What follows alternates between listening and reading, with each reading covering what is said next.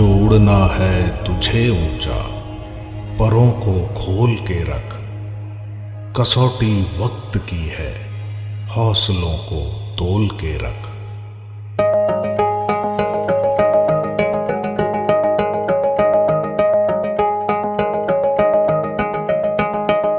अभी आगाज है तेरा, बहुत कुछ सीखना है।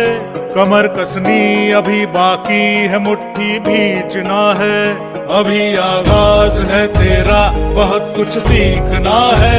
कमर कसनी अभी बाकी। कहते ना कि चलता रहूंगा पथ पर, चलने में माहिर हो जाऊंगा। या तो मंजिल मिल जाएगी या अच्छा मुसाफिर बन जाऊंगा। इसका जीता जागता उदाहरण आपके सामने है। रामचंद्र यादव, इसने इतनी मेहनत की है कि आपको विश्वास नहीं होगा। ये दिल्ली 12-15 किलोमीटर दूर से साइकिल चलाकर और असवर क्लासेस में पढ़ने आता था और दिल्ली साइकिल से वापस आता था।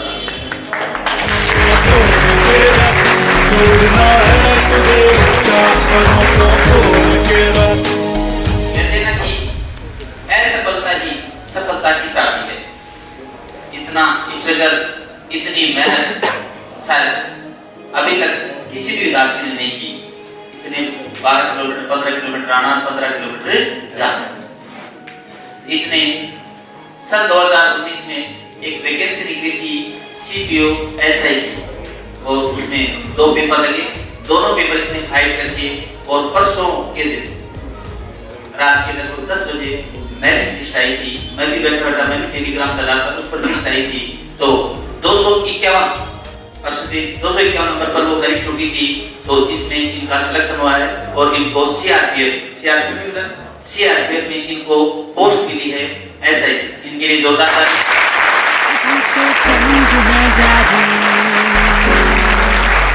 अभी हारा नहीं है। मजबूरियों को मत कोसो। मजबूरी, मैं गरीब हूँ, मेरे पास इतना समय नहीं है, मेरी परिस्थिति कमजोरी है, इनको कोसना बंद करिए।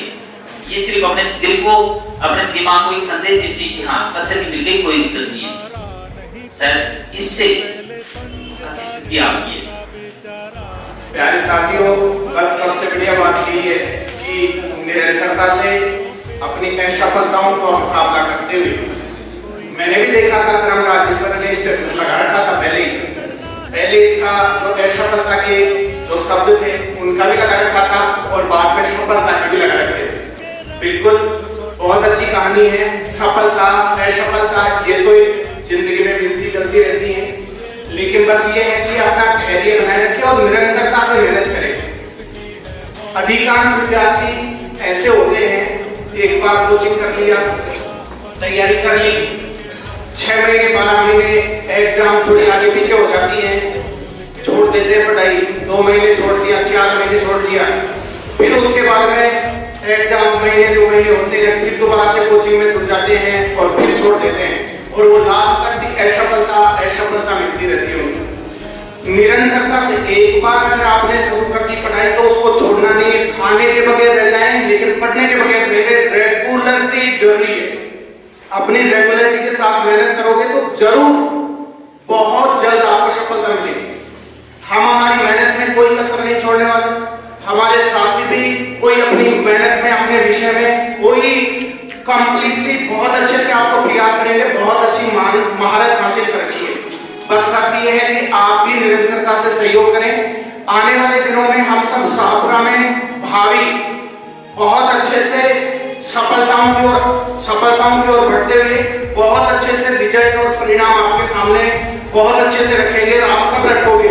केवल हमारी मेहनत नहीं, आपकी मेहनत जरूरी है साथ।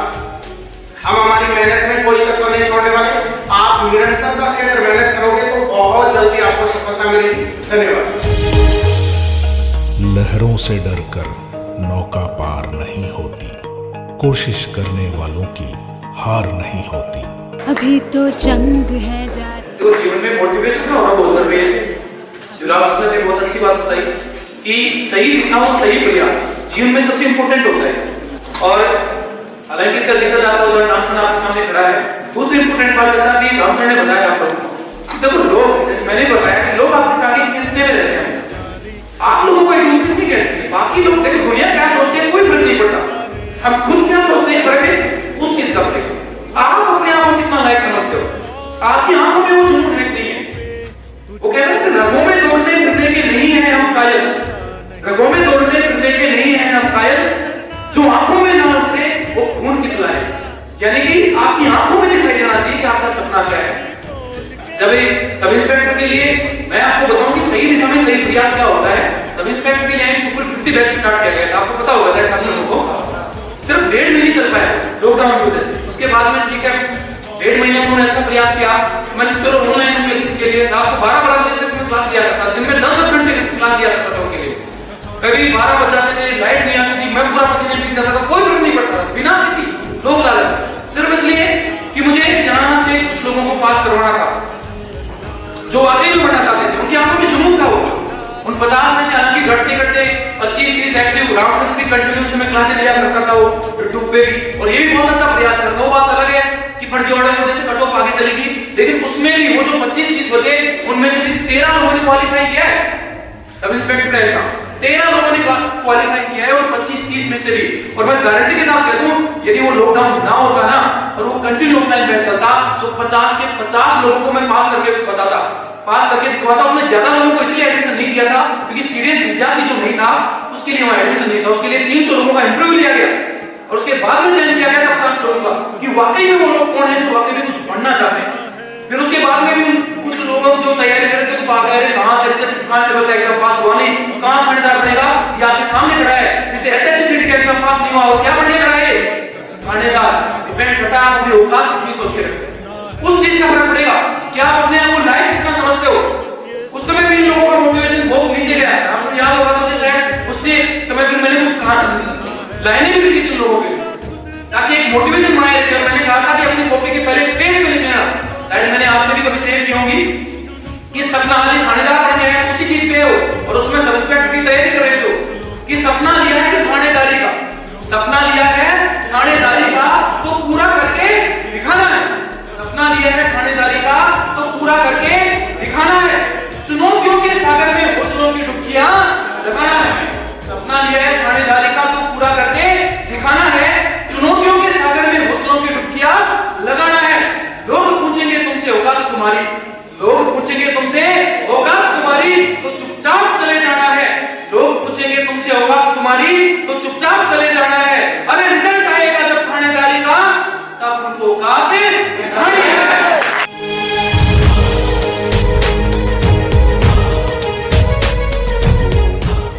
मेरा नाम रामचंद्र यादव है और मेरे गांव का नाम किशोरपुरा और मैं sub inspector as a CRPF department में हूँ जो 2019 की वैकेंसी हुई। जैसे सेक्शन में बताया कि मैं साइकिल से आता था, साइकिल से जाता था, ये तो था ही। उसके अलावा मैं सुबह 5 किलोमीटर की रनिंग भी करता था किशोरपुरा से भी छापरा किलोमीटर। वो इधर से हैं तो जानते होंगे, वो है छापरा रामपुरा इस साइकिल से आता था इधर से। तो ये नहीं है कि भाई वो लड़का साइकिल चलाता तो अपन भी साइकिल ही चलाए, ऐसे आने जाए, ऐसे कोई जरूरत नहीं। अपनी खुद की सिचुएशन देखो, अपनी पर्सनल लाइफ में क्या प्रॉब्लम्स हैं, अपनी फैमिली में क्या कंडीशन है, उसके अकॉर्डिंग अपनी स्ट्रेटजी बनाओ। दूसरे की कॉपी करने की जरूरत नहीं है। भाई बात तो मेरा इतनी दूर 15 किलोमीटर पड़ता है, ट्रांसपोर्ट सिस्टम इतना अच्छा है नहीं। 1 घंटे तो गाड़ी का वेट करो, फिर वो पूरी फुटबॉल इतना हो यहाँ वापस जाने के लिए वेट करो कि कब किस रुपये की गाड़ी लगी, अब वो बनी कब जाए, तब तक मैं 2 बार मिल जाता। तो ये है कि मैं उस सिचुएशन की वजह से साइकिल उठाया था। पर ये नहीं है आप खुद के अकॉर्डिंग देखो कि भाई अपनी चारों तरफ क्या प्रॉब्लम्स है, उनको सोल्व करके अपनी स्ट्रेटजी बनाओ। ये नहीं है कि वो सुबह 5 किलोमीटर दौड़ रहा है तो अपन भी स्टार्ट हो जाएगा। अपनी फिजिक अपने अकॉर्डिंग, भाई आप शुरू में 1 किलोमीटर दौड़ सकते हैं, 1 दौड़ो, बाद में 2 दौड़ो, 3 दौड़ो, अपने हिसाब से। कोई भी सफलता ऐसे हंसी मजाक में चलते हुए नहीं मिलती। लोग कहते हैं कि मैं तो भर दिया था, ऐसे मालूम हो गया, वो जमाना गया। आपको एक छोटी सी कांस्टेबल के लिए बहुत हार्ड वर्क करना पड़ता है। आप खुद आगे आर्मी में 2 बार रेस किया हो, लेकिन मेरे मेडिकल में बायोमेट्रिक निकाल देते थे, लेकिन सीपीयू के मेडिकल में आउट नहीं हुआ, हो गया। टेस्ट पेपर का सही मायने में रामचंद्र ने बताया कि टेस्ट पेपर दे दो, कोई दिक्कत नहीं है। टेस्ट पेपर देने के बाद उसके ऊपर एनालाइज करो, उसके ऊपर ये देखो कि मेरे 100 क्वेश्चनों का 150 क्वेश्चनों का टेस्ट पेपर है। जब मैंने इसकी सारी पढ़ ली, मैंने कंसेप्ट पढ़ लिया या मैंने रीजनिंग पढ़ ली या मैंने संविधान पढ़ लिया या मैंने कंप्यूटर पढ़ लिया, तो मेरे ही क्वेश्चन गलत क्यों हो रहे हैं या मेरी पढ़ने में कोई कमी रहेगी? तो उस चीज के ऊपर एनालाइज करने पर, उस चीज के ऊपर गौर करने पर ही सिलेक्शन होता है।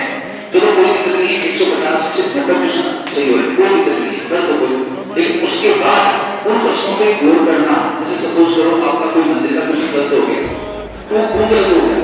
क्या आपने उस मंदिर के बारे में नहीं पढ़ा? तो मंदिर की सारी डिटेल वापस से रिवाइज करो।